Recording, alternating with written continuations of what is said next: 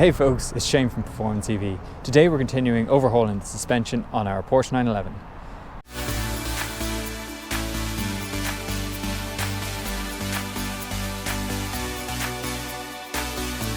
Hey folks, welcome to the channel. Thank you so much for joining us. For those of you new to this channel, this is my project to put a Nissan Leaf motor into a Porsche 911. And at the moment we've been working on all the things that are wrong with the car that will stop it from being given a successful MOT cert or roadworthiness cert when we try and get it on the road.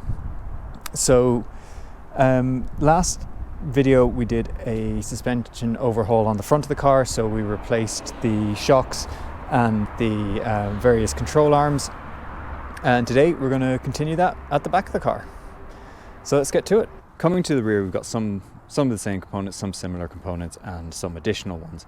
So I guess the same components are these lower track control arms, certainly the front ones, same setup as on the front of the car, but on the rear of the hub carrier then, instead of the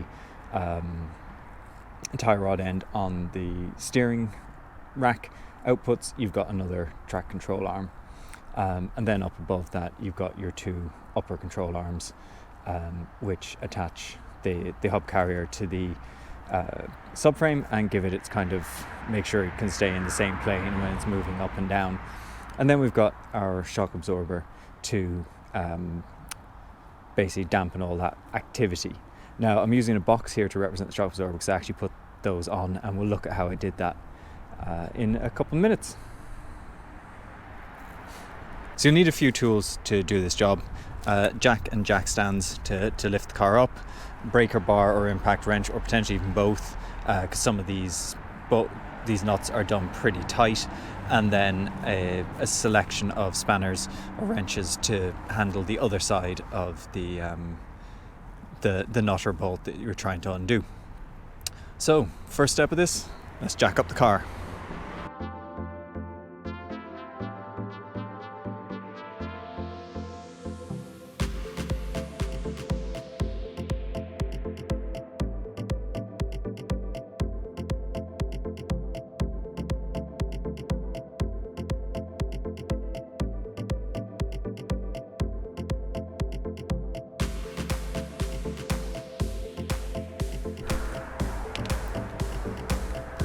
So here we can see how all the components come together.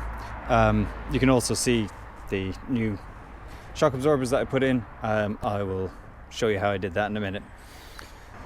So we've got our brakes here, caliper, disc, bolted to or screwed to the wheel hub, which goes into the wheel hub carrier, and then bolted to that carrier are the two upper control arms, the lower front control arm combo, and then the lower rear control arm. So the process of taking these apart is not ridiculously difficult if the car is in okay nick. If the car is in the condition of mine, it becomes a little bit more difficult, mainly because the bolts are usually seized and difficult to move.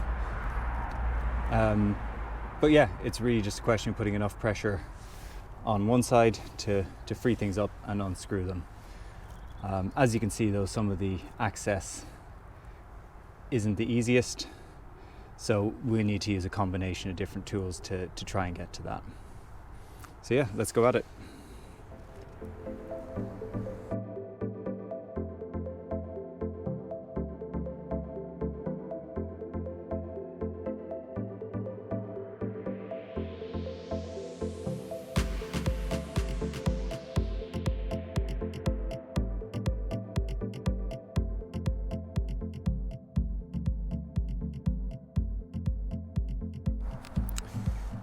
So this is about the minimum that you need to do in order to be able to access the shocks for replacing those.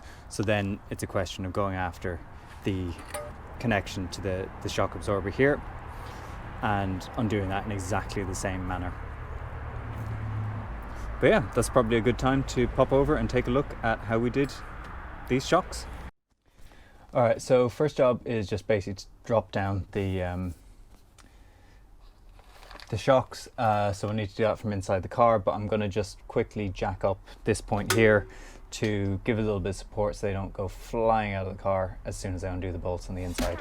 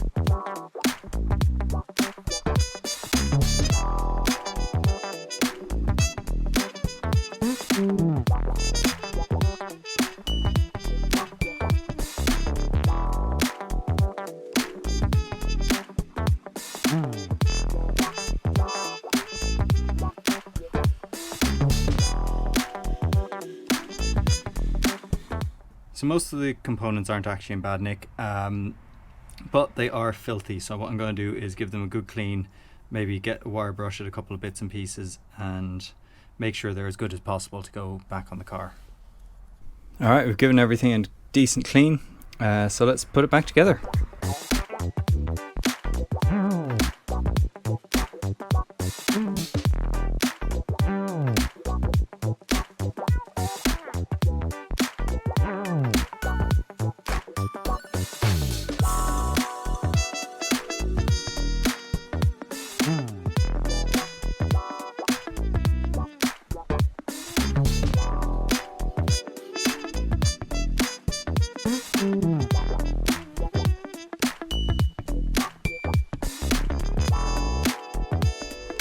There we have it.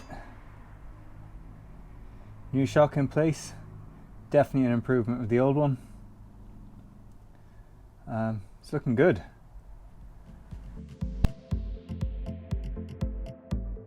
Probably a good time to get the rest of these bits out of the way, and then probably attach the brake caliper and just hang it from the suspension springs so that yeah, it's not going to get in the way or kink the cable.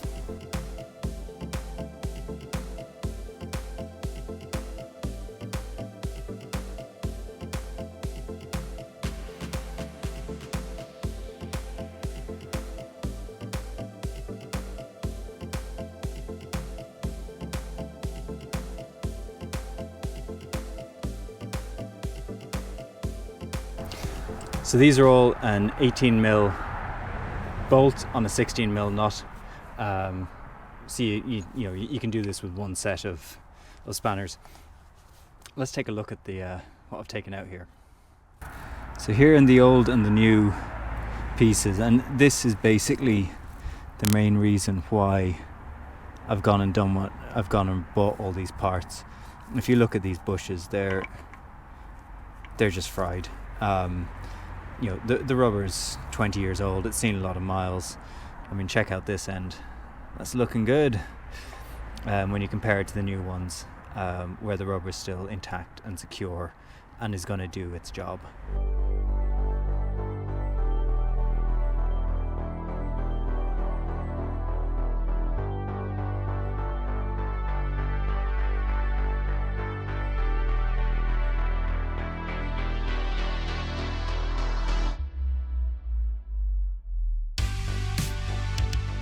So I think I missed a bit of a trick with this ball joint. I really should have just tried to pop it out while some of the other bits were connected.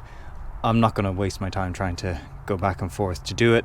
What I'm going to do is just see if I can now get the inner side of each of these off and out of the way. So these ones are slightly meatier because these two are eccentric bolts, so they're designed in such a way that they can move slightly in and out based on where they are when you tighten them. So I just need to mark the a point on each of them so I can put them back the way they were. So that's what I was doing with the punch. So yeah, let's see if we can get this to work.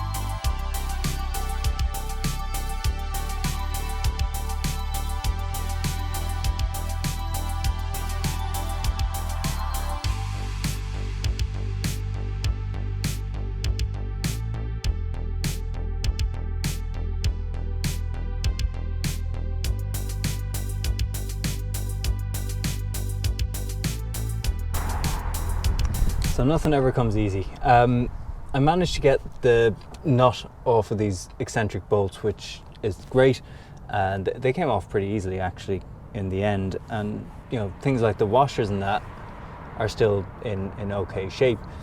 The problem we're having is that the actual bolts seem to be fused to the inner metal of the bushing. So that would be this part here on the new one, and they're not willing to come out. That's the same problem on this one. So I'm gonna have to see what I can do, maybe with a bit of heat, which isn't exactly the best, or else just try and cut them out and see where we get to there. So we managed to get most of the bolts out pretty easily. A little bit of brute force, but nothing too major. But unfortunately the ones back here, which are the eccentric bolts, and unfortunately also the most expensive, don't want to come out. And the reason for that is something called galvanic corrosion. So it's where two dissimilar metals corrode, and they're basically fused together essentially. These 2 points are actually the most susceptible to it in the car, just because of where they are, and they end up with so much water being thrown at them and everything. It happens. It's pretty much expected, I think, on a car of this mileage. With when trying to replace these things, you just have to accept the bolts are going to die. So how do we get them out? Well, even more brute force. I've been looking for an excuse to buy one of these for ages, so let's see what we can do with it.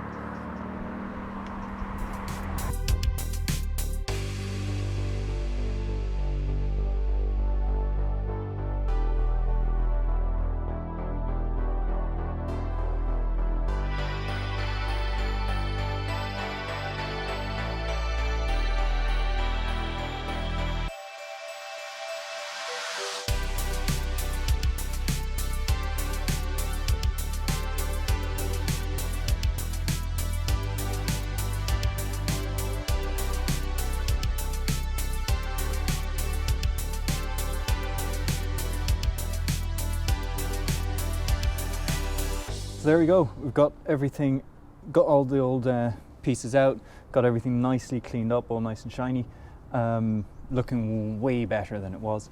And now we just need to bolt the new hardware back in.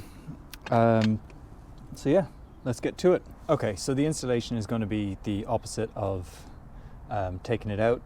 There's not a huge amount complex about it.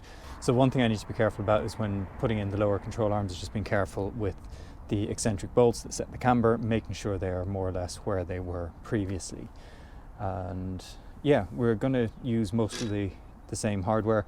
The one thing I'm going to change is new lock nuts on the ends, but everything else should be good to go.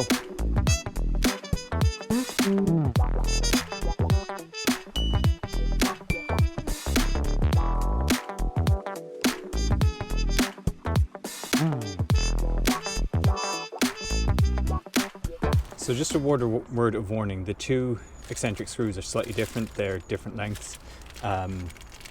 So what I did to figure out which one was which, because I've chopped them up and I can't really just compare them, is I checked the part number against a parts diagram for the car, and then that lets me know which one's which.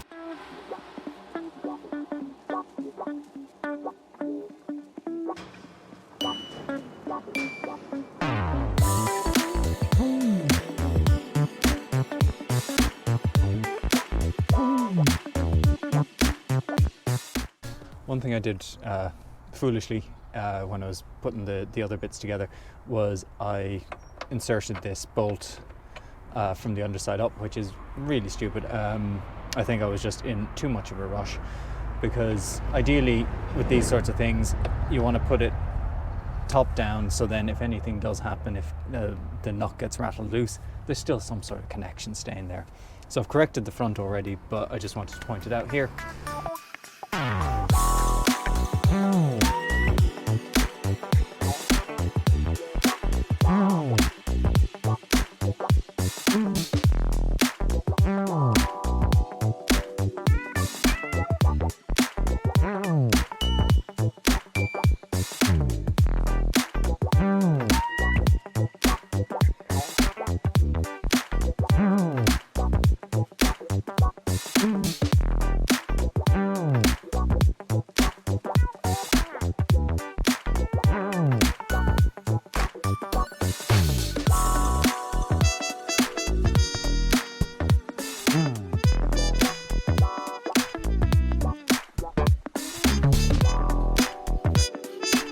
So I'm loosening this up just to be able to show you better what needs to happen here.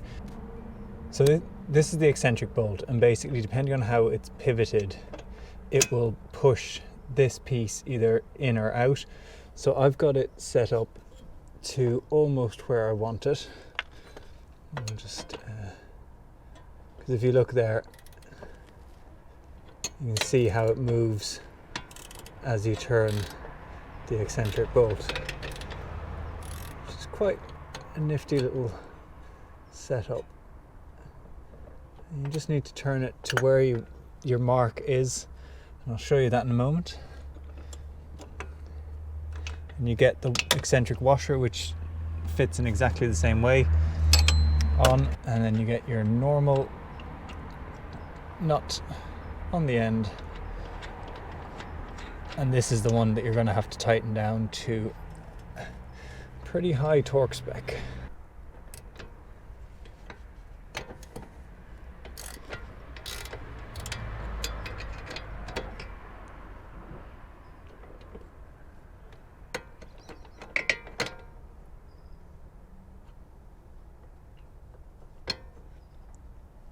And there's the mark we made previously.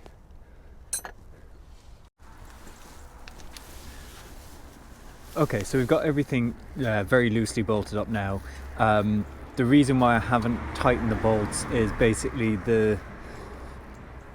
what we've got here is at the very lowest of its suspension travel, and if we tighten the bolts now, the core of these bushes will be compressed into place, and that'll be where they don't move from, which then means that once the car is under load, so when you put the wheels down on the ground, there'll already be torsion on those bushes as the suspension rises up. So what we need to do is get the suspension up into a more neutral position, so that when we tighten these, that's what the bushes are kind of spending most of their time at, and as you're traveling and the things are moving up and down, they're kind of getting the same amount of give in both directions rather than being under tension from the very beginning.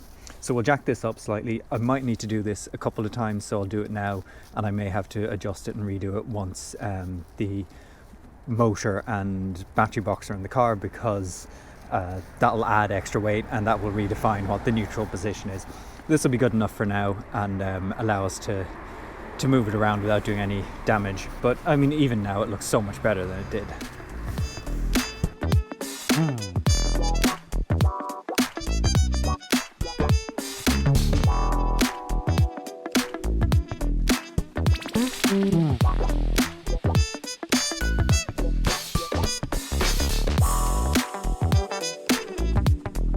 So there we have it, suspension overhauled and bolted up tight.